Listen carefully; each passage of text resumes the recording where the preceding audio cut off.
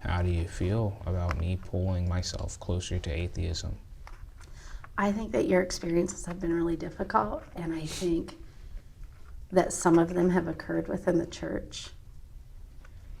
And I think that you have every right to stand in a position where you question people's motives. And to be honest, Evan, I think that the last probably 4 years of our lives, I think that you probably can tell that I've kind of done a little bit of soul searching too.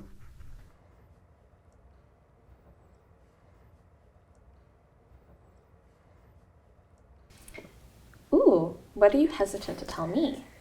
Okay. Uh-oh. Seems like you've been thinking about this. No. Okay. I started to think. I'm My scared. brain needs to reboot. I feel like we really tell each other everything. Yeah. I've been doubting for a long time, like going back to the religion thing. Like there are just like a lot of things that don't make sense to me. And I don't know, sometimes I don't feel justified. You know what I mean? Like, because there are so many people that are telling me, like, you're so lucky to have a family that's like this. You're so lucky to do this and this. And, like, I feel it all the way. I'm incredibly lucky. But I don't feel like, this is going to sound horrible, but the way I was pushed into the religion wasn't the way I felt like I should have been. Like, I don't like the I practice wholeheartedly agree. of, like, the Middle Eastern practice of, like, your child is born to the religion, and if they even ask a question, like, it's not everyone, it's not, you know, enforced everywhere, but it's like a very common cultural thing to force your children in without them asking questions. I think it's a byproduct of being from any religious household. Yeah. You're kind of raised within the religion. Yeah. And like, but I mean, you may have felt differently, but like growing up, I always asked Mom, but why, but why, but why? And she would always answer. And she actually, from her own mouth, always told me, question everything. When was the last time you seriously questioned the way that you think, and how did you grow from it? I kind of hit on this before, but I think that I seriously questioned myself 2 summers ago when I stepped down from the church and stopped preaching. And that came as a result of some pretty harsh racism. And I grew up in an all-white church. I grew up in an all-white town. I thought that that place was a safe place to take my family and to raise my family. And I felt like the rug was jerked out from underneath of my feet when things were happening to you and your sister that I don't remember being a part of my childhood. And that was selfish on my part, because the childhood I had was way different because of the color of skin I have. And my mom and dad didn't have to deal with the same things. That neighborhood and that town have a lot to offer, or they did when I was a little kid, but I fit in real well there. And I thought that they were going to embrace us the same way, and that you were going to have that same type of experience. And I really had blinders on. And so when that happened, it made me question the church I'd belonged to all my life. It made me question my faith. It made me question all the Bible stories that I had been told. And, you know, it made me go back to even look at the first Bible I was ever given, and Moses was really white, and Jesus was white, and all of those different things that we never talked about. And it rocked my world, and it shook me for, I'm going to say, a good couple of years. And I feel like now, starting to get my feet back underneath of me about that. Okay. Did I answer your question? Yes. This is a really good one, Christine. Okay, how will we raise our kids? That's a very good question. So lots of religious difficulty there. So I feel like, I don't know, like my whole life when I thought about having kids, I would just assume that they would do like the same things that I would do. The religious part for me is like not important, but I just assumed that would happen because that's just like what I did also. So like being baptized or getting a communion or a confirmation or even celebrating Christmas at all would be like really terrible with your family, because they would not want their sons' children to be baptized or celebrate Christmas probably often. And I don't know, it's not even like the religious part is important to me. It's not like, oh, I need to get my child baptized for religious reasons, which like you know that, but like it would just be like something that like my family would just want to celebrate. Like we just want to like put my baby in like a white like gown and then like pour water on its head and like have a party afterwards. Like that's what I care about. That's what my family cares about. So like that's like, it's not the religious part. It's just that like if we didn't do it, it would be like, oh, like it's just not it's not the same. Like why didn't we do that? Like then it's like, oh, that's weird. Do we relate differently to our religious upbringing? Ooh.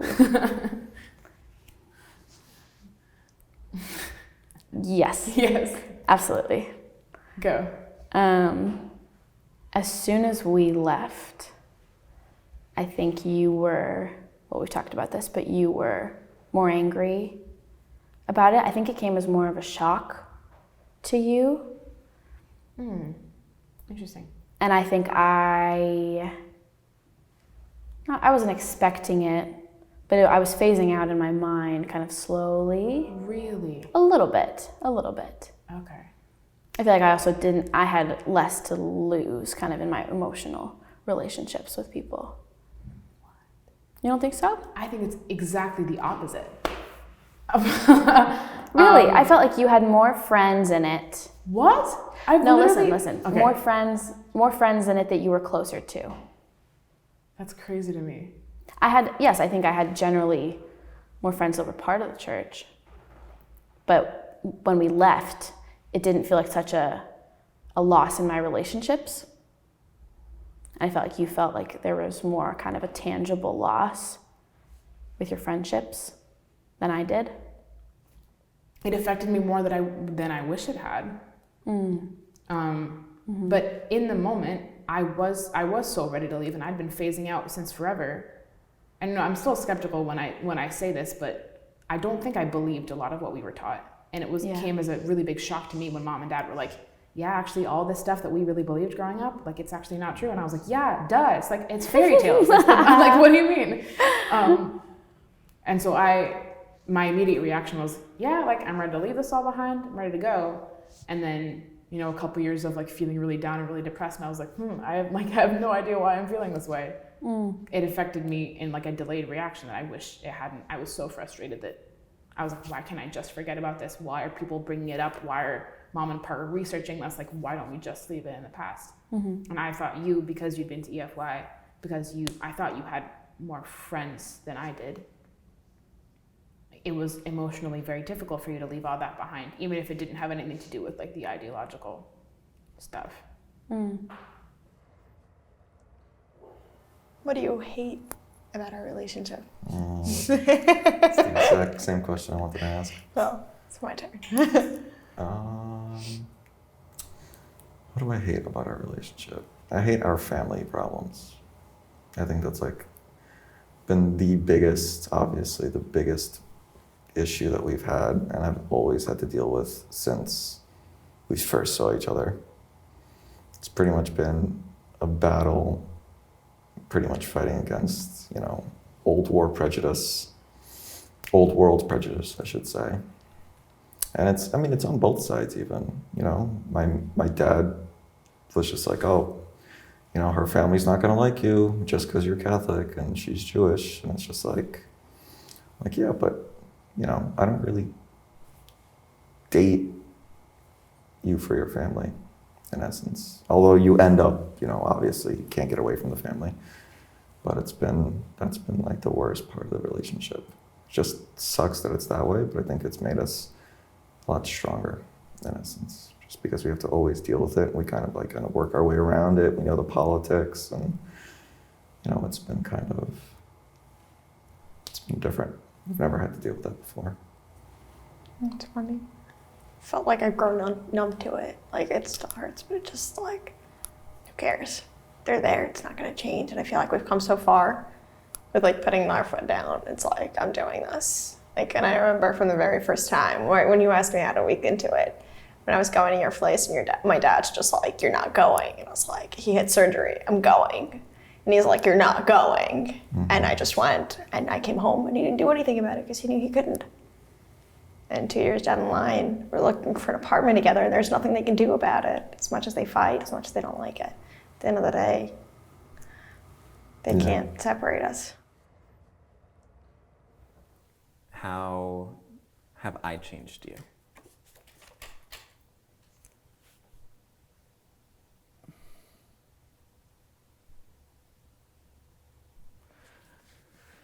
I don't know, given my background, obviously, and my family and how religious and how oppressive their ideology and theology was, I grew up in a world where I just never thought that I was going to be able to have certain things. I was never going to be able to get married to somebody without wondering whether I was making a mistake. I was never going to be able to be an authentic person. I just had this whole life carved out for myself for all of these limitations of what my life would look like. And then since meeting you and having a relationship with you and marrying you, it's just surreal because I just never thought this would be a possibility for me, or that members of my family would come around and actually support us. And a huge part of that is you. Like, it's not just because they were like, oh, I accept her now, or it's because of the person that you are. You are like the golden boy to bring home to people who you want to be like, have a problem with our relationship? Meet this incredible person, and then I dare you to talk shit about him. Like, now you have to really critically think about like why you think relationships are or aren't morally correct. You know what I mean? Like, you are a prime example of it. So you've changed me in the sense that I believe in so many other possibilities in my life now that I always thought were forbidden and would never happen. And now I look at them and I'm like, that's totally doable because I've made it this far. I never thought I would be this person. I never thought I would be married to a man who grew up in LA. Like, I just, yeah, that's how you've changed me. Do you think that your family will ever really fully accept me? Are we talking immediate family or are we talking extended family? The only thing that my immediate family or my closest friends care about is that I'm ridiculously happy and that, you know, I'm loved well. And so I think that the more, the deeper that we fall in love, the more that we learn how to do conflict well, that the other things will work themselves out. Because, like, yeah, my dad doesn't really get the transgender thing. And he's also said, though, that, like, he, really wants for you to feel super comfortable and for us to feel super comfortable and, like, that matters to him. So I know, like, it matters. It's a nice dream, and that's the work I think that we want to do in the world is, like, educating people about sexuality and spirituality and how those things don't necessarily have to conflict in those ways, especially with traditional Christian interpretations of the Bible. So yeah, like, my prayer for the world, far beyond my extended family, is that people can start to see, like, oh, love is love. Love is in all kinds of packages. But to try to imagine if they're going to get there in this lifetime, I don't know.